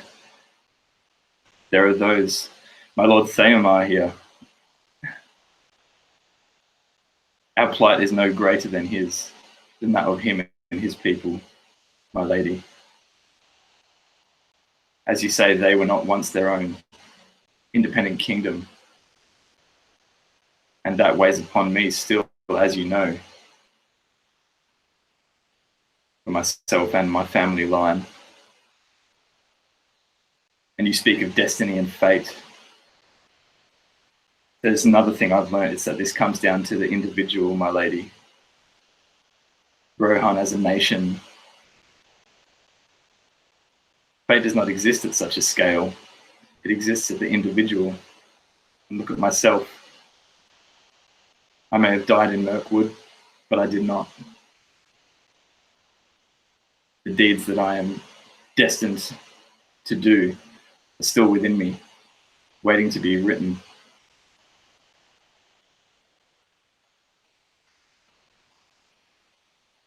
Theomar, would you tell the Lady Aedra of life in the Vigil Lands, having seen the contrast of life in Rohan? Perhaps not the Westfold, but you've seen it still.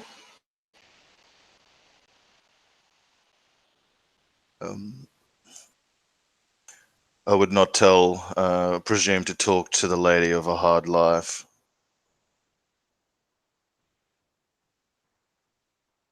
But I cannot refute anything you say. It is as you say. It is as you say because Rohan was broken, because oaths were sworn, marriages and alliances were made. It is exactly how you say, my lady.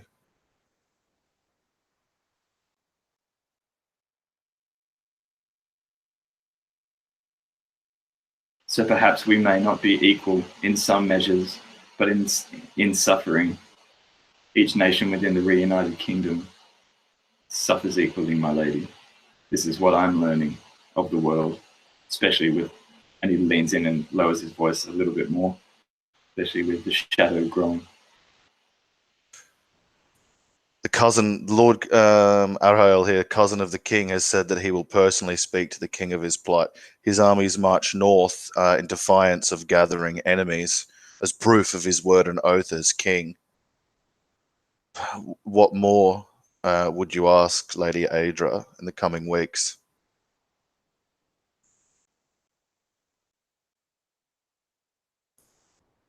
No more dead. That's what I want. So you wish that the armies of Gondor will go and destroy Dol Guldur and then go and root out the Dun landings and then march back to the White City? We're not afraid in Rohan. But to be sent here and there, always in great numbers, to die at the king's command, that I cannot tolerate. This place, it's simmering. The people are angry. They're very angry. And I don't know how long they can maintain control here.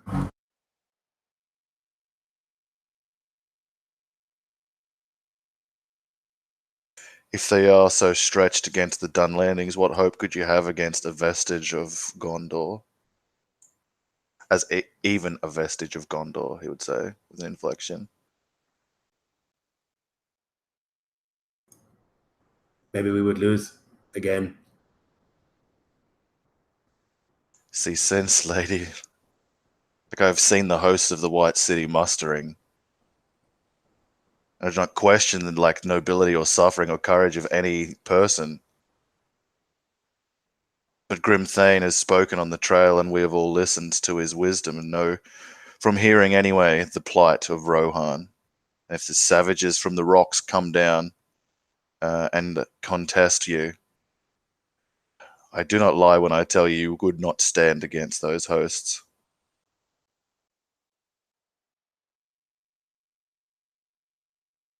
And would tell you to rear from this folly at talk of insurrection. And he'd stand up, and inside he's roiling because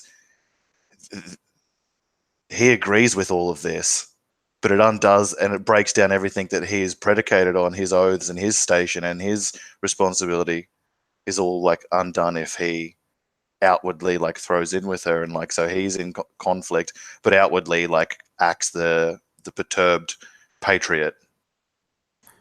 There's this glisten in her eye that maybe is madness. But you think that if all these Rohirrim die in rebellion, somehow that's fine with her.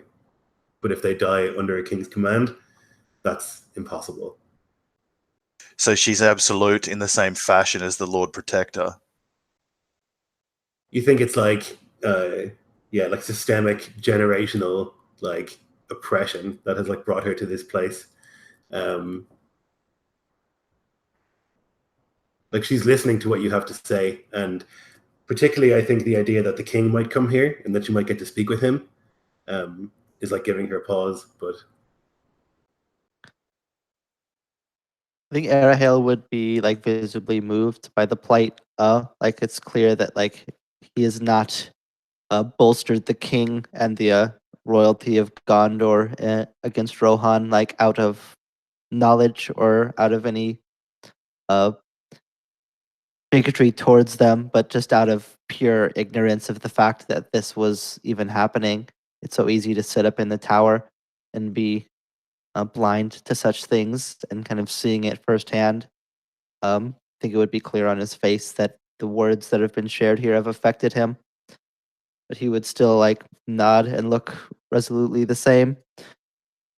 I know it is easier for me to say than for you to believe, given my status and your plight. The fight that the king brings and that we plead, or as you might say, and the king might say command, I would like to believe that at least I will plead. It is difficult to set this conflict aside, to tell the people that they should still remain in silence. I do not ask that you do this forever. But if insurrection happens, if the kingdoms know civil war to fight against each other, we will all fall to the greater darkness. Whether the rebellion succeeds or fails, whether Gondor changes or stays the same, it will not matter if we all fall. If I could plead you this one time that we might stand together, I'll do my best to get you personally an audience and will help you plead your case. I know this is not a fair deal to offer you. You've already given up so much for nothing. Perhaps things can be different someday.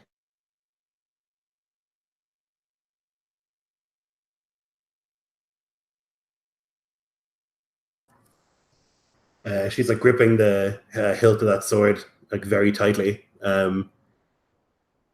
She like takes a breath and then like thunk, into the table with it. We'll wait then. Speak with the king. Something has to be done here. I've lost a brother and a husband. And I'm not the only one. So many of us. But you're right. Maybe it's madness.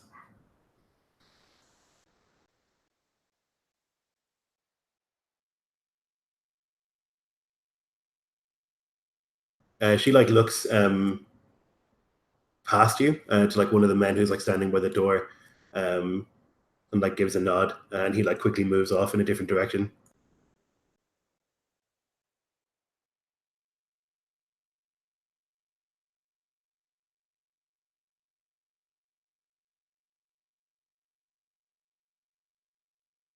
I never offered you mead. She sort of shakes her head. And we'll do so now. She'll like wave a hand over and someone will come with like refreshments and things. It's good that you came, Grimthane. No, it has been difficult, my lady.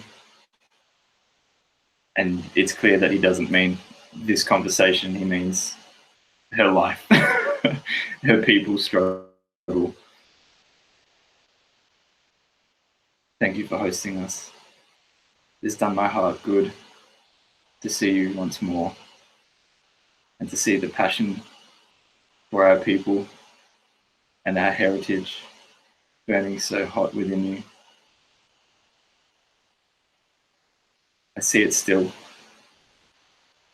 And he hesitates a moment and says, think on your fate, my lady. Think on what I've said. Not that of Rohan.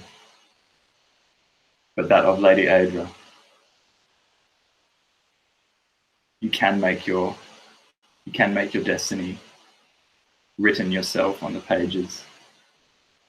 And he hesitated because he knew the danger in saying that could be fanning the flames of, martyrdom or a glorious rebellious death or something, but he hopes that his meaning is taken as he intends it.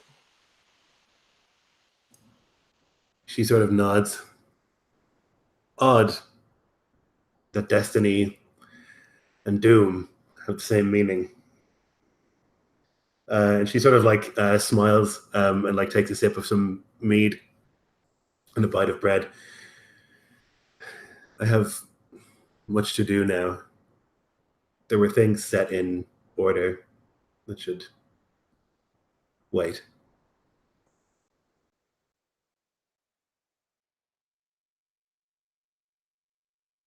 Of course, my lady. I would see you again. Yes. When you come back from your visit to the West. Perhaps in happier times. He just smiles and claps a gentle hand on her shoulder, nods. Be well.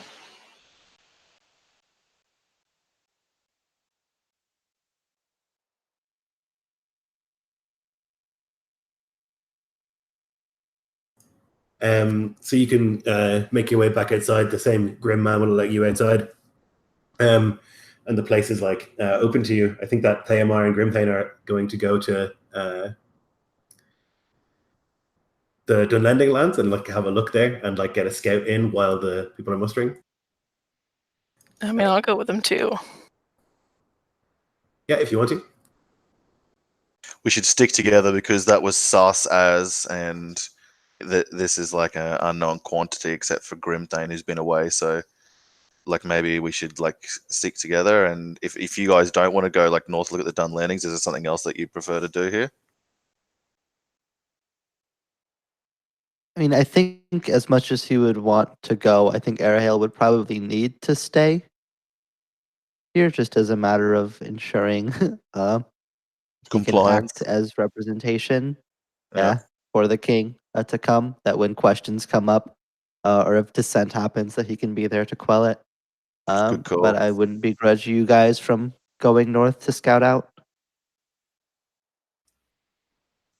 Well, then we should split 2-2, because Furiel would not wish to leave you alone in a place that seems openly hostile to you. Cool. And we'll like come back within the week and see what we can see and take that retinue of the law speaker, not the law speaker, the puppet. Okay. Yeah, but Furiel would like to speak with Arahale at some point. Perhaps catch them when they have reached whatever accommodations have been made for them. Arahale, I must ask. You'll forgive me if my knowledge on such matters is not as robust as your own. Rohan is not part of the reunited kingdom in the same way as Arnor. True?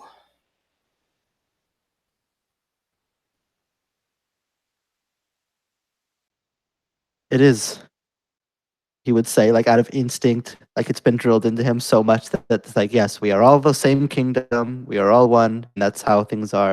And it's like that's what's been told him his whole life, and it just like falls out of his mouth automatically. But then he would kind of stop and like shake his head for a moment. At least I thought. It's become clear to me now that what I have heard and been told is not quite all that is. In truth, Rohan is a vassal to Gondor. United in technicality, but Gondor still controls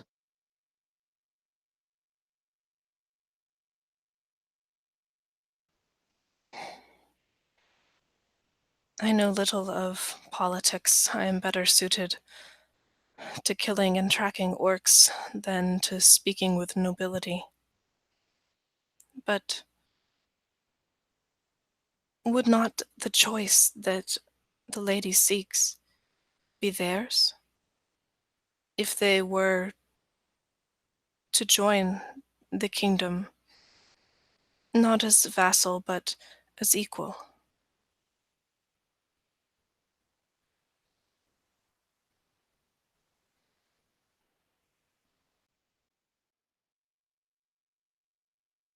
As a vassal state, they are under orders from the king. They follow the king's command, and they do as he says. That is the law. At least as it stands now, that is the law. He's like very unsure of what he's saying. Like he's repeating like the things that he's been told, like what the king and the royalty have told him is true. But you can tell that even as he says the words that he's not sure that he believes them right now. Surely such a people, proud and noble as they are, would prefer to share the yoke equally with the other members of the reunited kingdom than to have themselves be stepped upon by the boots of Gondor.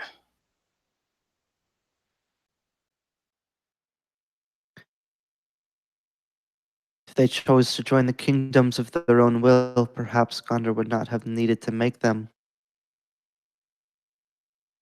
But still, at least that's what the king would have me say. Yet these people, they have a fire in them that's different from the others. Cannot help but think that she may be right.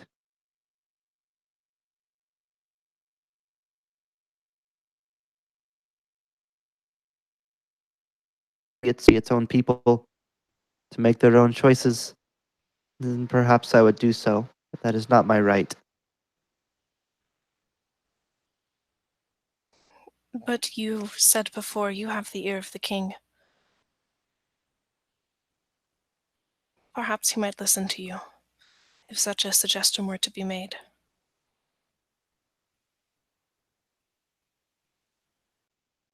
And I do plan to make good on my words to Lady Aedra. Those were not political machinations, swaying words. It was the truth that I felt down into my heart. If these people here are under duress, oppression,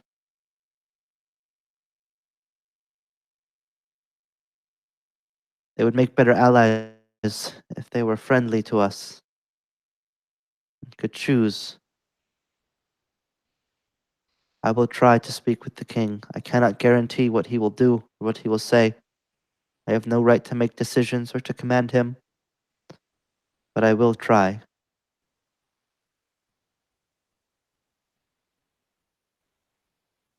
That is all I ask. A man may be ordered to go anywhere, to take up his sword, to fight any enemy.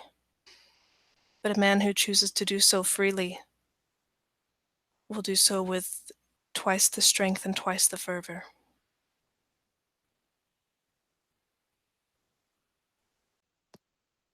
At least for now, we must continue to rally. If unrest breaks out into conflict, it will be the doom of us all. We kill each other with darkness at our steps. No friendship, no conflict would be of any relevance. We would all fall. The thing that commands the forces of shadow is greater than any king of Gondor, Rohirrim, riders. I fear these people will not stand with us by command or by choice, that they do not understand the stakes. I hope that we can come to at least a temporary agreement. in such strife, for it may be the end of us all. A common enemy does much to unite people. You might be surprised what agreements can be reached when shadow looms.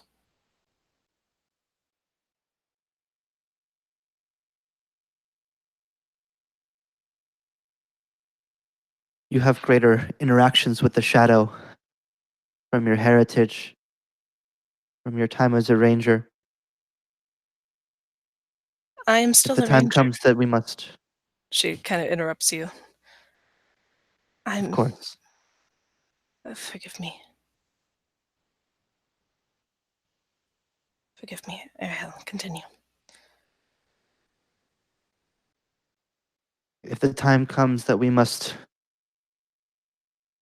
confirm the severity of what's to come, I trust that your knowledge may be useful, that I might trust you to have our back. Even if your heart might seem to be aligned with the Rohirrim plight, I hope you understand what's at stake. And you would hear that, like, not as a threat, though the words might sound like it from most Fared Helam, that it would be a genuine hope.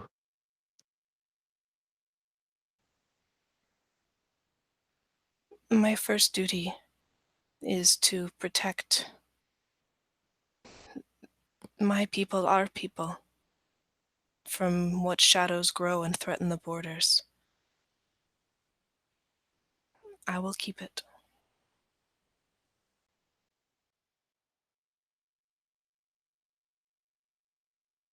And I will do my part to ensure that as much as I can push Gondor and the king to understand the plights of its other people, I will try. I've seen now what they deal with firsthand, all of you. You as a ranger, Theomar as a man of the vigil, Grimthane and the people here, and he would just gesture around to Rohan as a general entity. If I had known it had been this bad, he would just kind of like shake his head and trail off. It's clear that he feels some guilt over what's happened and how bad it is and how little he's done about it. The walls of the White City are bright and clean. What reason would you ever have to leave them?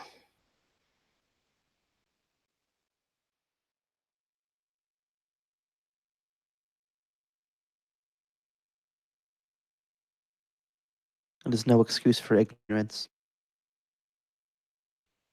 There's the smallest smile.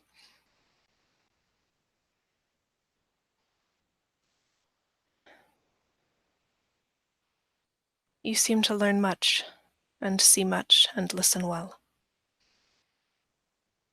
I will hope that the king will listen to you.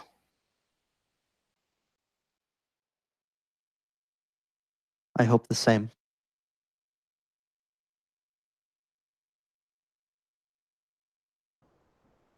As night falls, preparations being made to leave tomorrow to go into the west and explore over there with the Dunlendings and see if it's really just sheep thieves or if it's something else. Arahel, you can hear and only you can hear with your elf senses, like people are around at night, and that's not usual. Most cities have like curfews, and people should be in at night. And you can hear like shuffled footsteps and like the whinny of a horse. Someone is moving outside by night, and you can hear like the scrape of paint on stone, the chink of like mail in the night.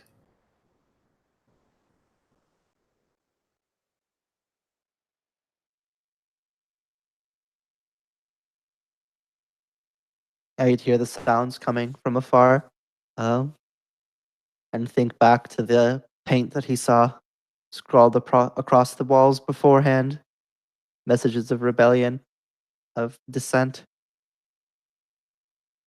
As he hears like paint scraping, he would fear that this was more of the same, and that the conflict might not be quelled soon enough. You can hear now a singing, probably familiar to you. It's the Lament for the Rohirrim. Like a low voice is singing it, as there's the sort of like paint, and the of like one man, maybe two, moving in chain.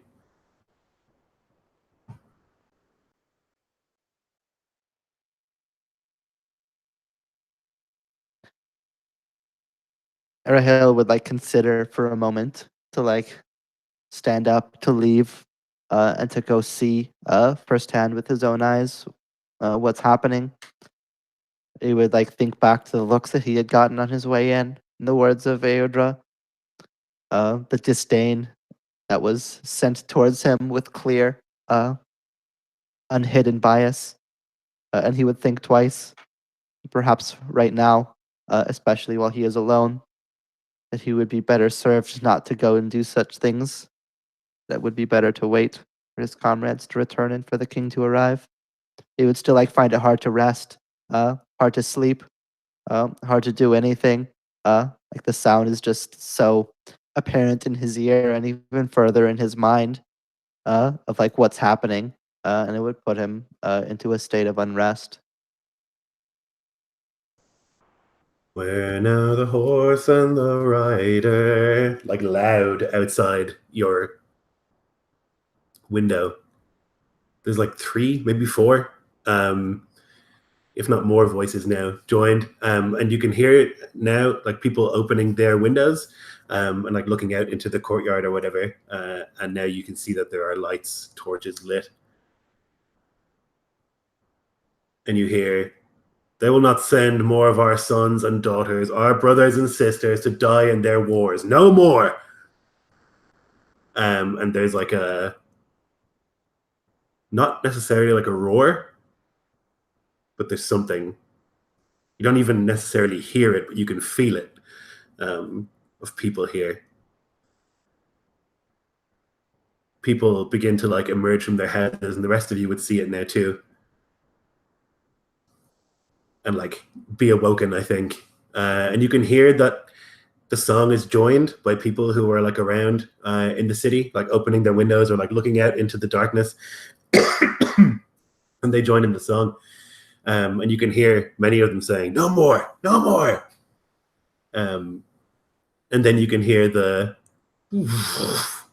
of the horn hole door being opened and the of guards marching out. And there is a standstill.